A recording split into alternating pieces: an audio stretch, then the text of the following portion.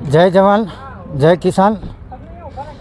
आज तारीख 31/1 शुक्रवारना रोज सवारे 10 वागे आपड़ा गुजरातना मिनिस्टर एवं बलवंतसिंह राजपूत बापू विरंगाम एक होटेलनी मुलाकाते आवाना हता। ओपनिंगनी अंदर आवाना हता, जेनी अंदर खेडूत संगठन द्वारा आज अमे विरंगाम बलवंतसिंह बापूनी शुभेच्छा मुलाकात लेवाना हता। अने जे 2023 अंदर जे खेडूतोए ऑनलाइन टेकाना भावे जे डांगेर नाखी हती एनी अंदर आज दिवस सुधी खेडूत भाईओने पैसा मळ्या नथी, तो एनी रजूआत बलवंतसिंह राजपूत साहेबने अमे करवाना हता।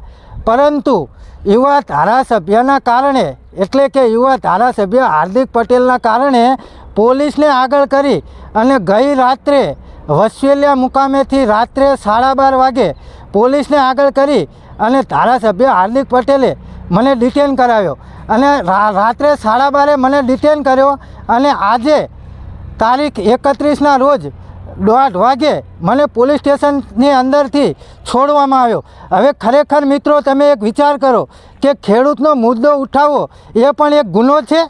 શું ખેડૂતને બોલવાનો અધિકાર નથી? આ કૃષિ પ્રધાન દેશ છે, ભારત એક કૃષિ પ્રધાન દેશ છે, પરંતુ અહીંના ખેડૂતો સુરક્ષિત નથી। ખેડૂત પોતાના હકની વાત પણ આ સરકાર સુધી પહોંચાડે એવું આ સરકાર માનતી નથી। હું એવું નથી કહેતો કે આખું ભાજપ સરકાર તંત્ર ખોટું છે, પરંતુ વિરગામની અંદર જે યુવા ધારાસભ્ય જે ખોટી રીતે રાજનીતિ કરી રહ્યા છે ને તે સાવ ખોટું છે। હું એવું નથી કહેતો કે આખું ભાજપ સરકાર ખોટું છે, પરંતુ ખરેખર મિત્રો આ ખેડૂતની વ્યથા એક ખેડૂત જ જાણી શકે। અત્યારે તમે કોઈ જાણો છો કે 1650 રૂપિયા DAPનો ભાવ છે, એમ છતાં ખેડૂતોની વેદના આ અમુક ધારાસભ્ય જે બની બેઠેલા છે, જે રાજનીતિની અંદર જે બની બેઠેલા ધારાસભ્ય છે એ ખેડૂતોની વેદના નથી સાંભળતા।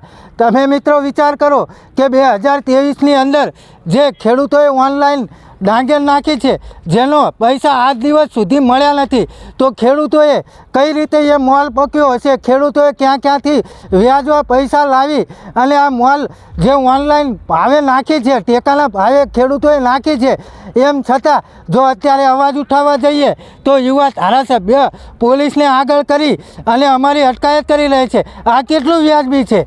તમે જોઈ રહ્યા છો કે આગામી દિવસોની અંદર પણ યુવા ધારાસભ્યએ જે આનો મેન આરોપી એટલે કે સોફિયાન મંડલિક જે મેન આરોપી છે એના જન્મદિવસ નિમિત્તે હાર્દિક પટેલે કેક ખવડાવી અને એમને જન્મદિવસની મુબારક આપી। પરંતુ એ જ હાર્દિક પટેલ ખેડૂતો માટે એક પણ રજૂઆત મુખ્યમંત્રી કે નરેન્દ્ર મોદી સાહેબને કે કુંવરજી બાવળિયા સાહેબને કેમ નથી કરતા? તો આની અંદર જે સુફિયાન મંડલિક જે મેન આરોપી છે એનો બચાવ કોણ કરી રહ્યું છે? અમારા જેવા બોલવા જાય, ખેડૂત આગેવાન તરીકે અમે બોલવા જઈએ તો અમને પણ પોલીસને આગળ કરાવી અને સતત 24 કલાક જેલની અંદર રખાવે છે। તો ખરેખર આ વ્યાજબી કેટલું કહેવાય? તો હું પણ એવું માનું છું કે આની તપાસ ક્રાઇમ બ્રાન્ચની અંદર સોંપવામાં આવે અને કાયદેસરની આગળ કાર્યવાહી થાય। જે પણ આરોપી હોય એને ટૂંક જ સમયની અંદર પોલીસ ગિરફ્તારમાં આવે।